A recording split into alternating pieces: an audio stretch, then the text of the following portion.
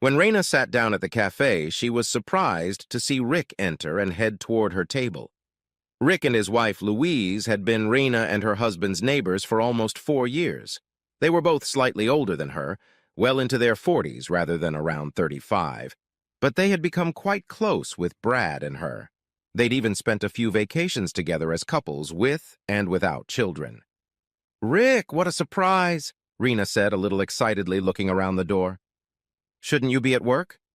"I can say the same about you," he said calmly, sitting down across from her. "I took the afternoon off for personal deadlines, and I assume you did the same?" Raina nodded. "Busy morning, and I needed to recharge a little, that's about it. I never realized you were a fan of cafes like this one."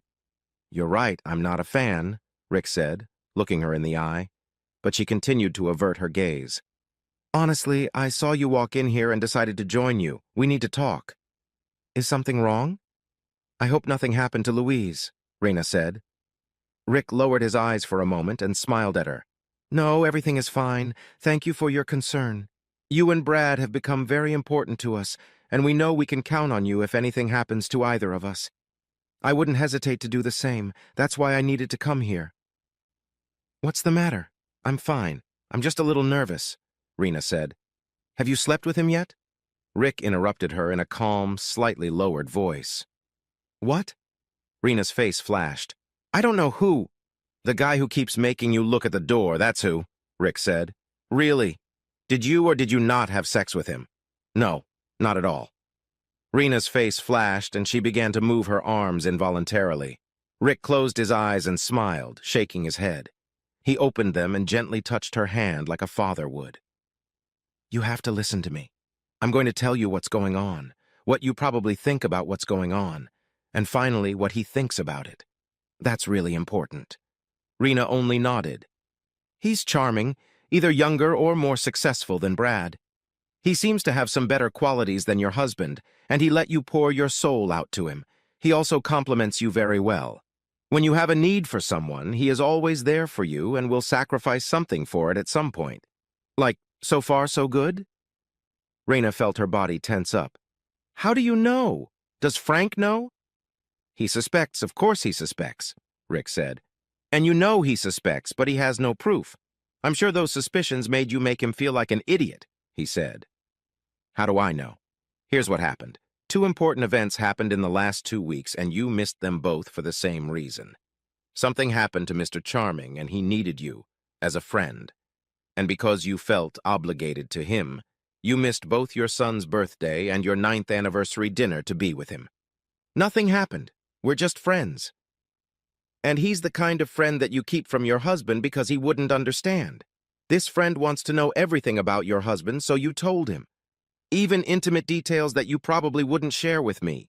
In everything you tell him, he supports you and pretends it's all Brad's fault, whatever problems you have. I bet even Brad's suspicions that something is going on he puts up as proof of what a horrible husband he is. Was it the day you missed your son's party or dinner with your husband that he kissed you and confessed his attraction?" Raina's jaw dropped. "How do you know that?" "When?" She lowered her face and her hand trembled slightly. "When I missed our anniversary.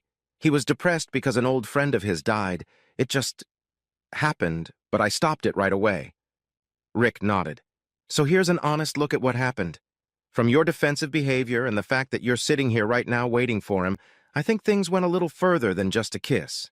No sex, but far enough that if you caught Brad doing the same thing, you'd consider it cheating.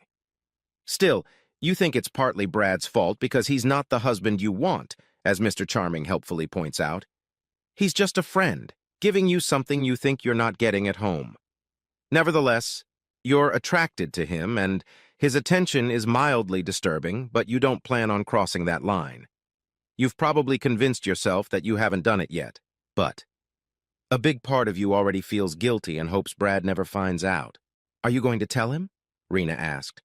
"So you admit that I've been right so far?" Rick clarified. "I have to say, guessing how you feel makes it easier to predict your actions."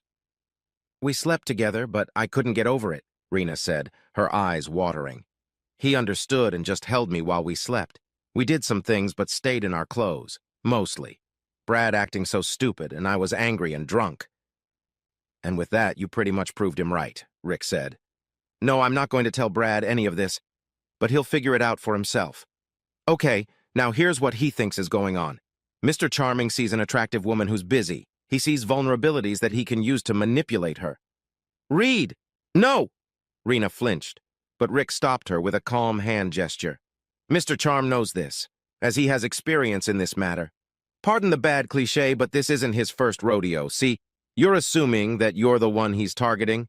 You're not stupid enough not to realize that he wants to sleep with you since you started dating him behind your husband's back. The allure makes you think it's all about something special between the two of you, and provides what your husband is missing. And Charming tried like hell to point out everything your husband is missing. That's because it's not about you. It's about Brad. Charming gets a thrill knowing he's taking something away from Brad. That's why he convinced you to skip two very important events to show that he means more to you than Brad. It was no coincidence that the death of a friend, and whatever other crisis it was, happened just as you missed both events. Brad's birthday is in 3 weeks, and something is bound to happen that you change all your plans because it has to do with Brad. He won't do that." Rick raised an eyebrow. "You were in the arms of Mr. Charming while your husband waited at the restaurant for an hour before you finally texted him that you weren't coming, that you stayed late for a friend at work who got food poisoning. You weren't even creative enough to give me a name, probably so Brad couldn't check. And now you're waiting for Mr. Charming, skipping work. You've revealed your current priorities, and they certainly aren't your marriage." "He wants me," Rena said. "That's all. He doesn't want Brad to know as much as I do. He doesn't even know my husband." "No, Charms knows a lot about him because he's been asking you about every detail. He knows Brad through you. Mr. Charming knows damn well that Brad has every right to be suspicious, and he also knows that he can convince you that it's an overreaction. He needs that suspicion, that growing wedge between the two of you. Otherwise, there's no chance of closing the deal. Because, and listen carefully, I said this is about Brad, not you. Mr. Charm thinks he's going to get everything he can from you, and then, once he realizes he's completely stolen you from Brad and you belong to him, he'll reveal his endgame. We'll make sure your loving husband finds out, and then he'll probably still continue the physical relationship for a while, at least until he finds his next trophy." "How do you know that?" "What, and Louise?" Rick smiled. "My wife and I are a faithful marriage for many years, but I haven't always been married. You have two choices. Continue this affair, and you know it is an affair, and try to prove me wrong, that it won't end in sex, or that everything will remain a secret because Mr. Charming isn't the man I made him out to be, or get it over with and hope to save my marriage. Once Charming gets everything he wants to get, he'll make sure Brad finds out, maybe even lie about you guys going farther than you really did." Rena cried. "Please, I can't. Brad can't find out." Rick walked over to her, hugged her soothingly, and whispered in her ear, "Then don't do anything. Don't even peck anyone on the cheek without your husband knowing. Otherwise, I'm damn sure he'll find out." "Rena, is that man upsetting you?" came a voice from behind them. Rick turned around and saw a young guy, tall and slender, with a huge beard. "Well, you must be Reed, and I'm Brad." Rick held out his hand for a handshake, and the other man slowly did the same. He grabbed Reed's hand and squeezed hard.